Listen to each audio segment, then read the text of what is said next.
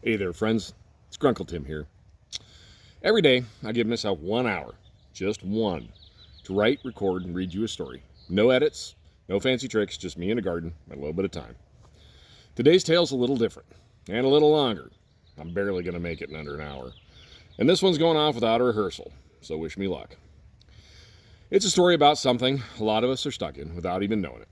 Also, heads up, this one's a little darker and heavier than some of my other stories. Maybe you might want to give it a listen before letting the little ears hear it. That being said, it's not like the original wasn't really wildly macabre in its own right. I give you a modern take on Hansel and Gretel, except this time they're not wandering into the trap, they're already in it. And maybe, just maybe, with the help of an old wizard, there's still a way out. So let's begin. Hansel and Gretel, in a trap of their own making, a modern fable retold by Grunkle Tim. Once upon a time, not far from where the clouds hang lazy over the hills, there lived two kids named Hansel and Gretel. They weren't lost. In fact, they knew exactly where they were. On the couch, under a fleece blanket, with a glowing screen in each hand, their only motions an occasional blink and a swipe with their fingers.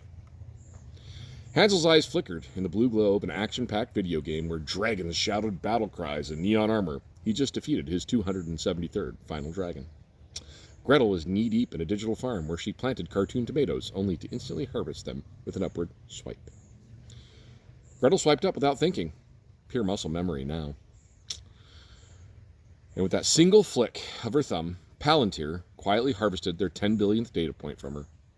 No oil, no gold, just one more drop of attention, warm and unfiltered, drawn straight from the mind of a child. The new fuel of empires. Their parents were busy, working 2 jobs apiece, most days, just to make ends meet. Hansel and Gretel made their own meals, microwave burritos, rainbow cereal, and those squishy fruit snacks that have real juice in them.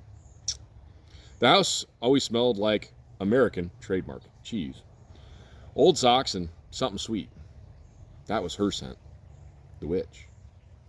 She didn't live in a gingerbread house anymore. Too obvious. She lived in comfort. She lived in the autoplay cube. She whispered through the speakers, giggled through the ads, and crept through the code of every tap, click, and scroll. It isn't the hunger that lures the kids in. It's the distraction. Bright colors, fake rewards, and the promise of just 5 more minutes. The witch didn't fatten children up anymore to eat them. She wasn't hungry. She was rich, like billionaire tech conference with private jet and underground bunker in Geneva rich. These days, she doesn't want their flesh. She wants their attention, their clicks, their habits, their minds. And the best part, the great thing about this new situation, they gave it to her willingly. Gleefully, with every swipe and every scroll and every sugar-glazed stare into the screen, she grew stronger. Not in body, but in influence. The kind of power that doesn't need a cage, because the kids built it for themselves, willingly. Now, Larry, he's a little different. He lived 2 doors down, the only house on the block with actual living things in the yard. Not a blade of plastic grass, not a solar-powered gnome holding a whatever the current thing is sign. He didn't need that. He was a great-grandfather that used his garden to give fresh organic vegetables to the local food bank. He didn't need a virtue signal. He just gave through action and confident purpose. Larry's wife of 57 years had spirited up the sky a few years back. It's just him now. Towering sunflowers, fat bumblebees, and vines so thick they nearly swallowed the mailbox. He wore overalls and a wide-brimmed hat and had a beard that looked like it could nest birds, if it wanted to. He walked slow, he talked slower, and always smelled faintly of peppermint and compost. Some called him strange. The HOA called him non-compliant. But the truth was, Larry's a wizard. Not the kind with fireballs or a pointy hat. The kind who whispered to the soil, who knew the names of trees and could coax a tomato from the clay with nothing but mulch, moonlight, and a bit of patience. And most important of all, he never talked down to kids. He talked with them, like they were people, like they mattered. Larry'd been on this earth a while. He'd seen some things. He'd noticed things. And what he noticed now was that Hansel and Gretel hadn't been outside in weeks, if not months. So one blazing afternoon, as heat waves danced across the pavement, Larry filled a basket with cucumbers, cherry tomatoes, and still warm bread. And they walked barefoot across that crispy lawn, and he knocked on their door. Nothing. Hansel opened the door, blinking like a mole who had just seen sunlight for the first time. DoorDash? No, just me. Your old neighbor Larry, said the old man, holding up a basket. These are for you, fresh from my garden, and I just baked the bread myself. Gretel peeked around the corner. Are those real tomatoes?